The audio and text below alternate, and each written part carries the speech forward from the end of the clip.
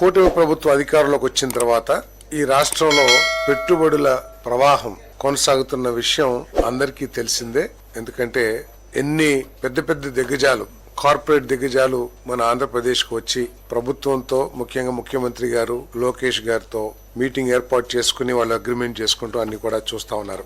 ఈ కూటమి ప్రభుత్వం అధికారులకు వచ్చిన తర్వాత 34 ప్రాజెక్టులు 6,78,345 కోట్ల రూపాయల పెట్టుబడులకి అగ్రిమెంట్ చేసుకున్నారు. ఈ పెట్టుబడుల ద్వారా 4,28,705 జాబ్స్, ఉపాధి అవకాశాలు, ఉద్యోగ అవకాశాలు ఈ రాష్ట్ర యువత యువకులకి అందుబాటులోకి వస్తాయని చెప్పేసి మనవి చేస్తాను.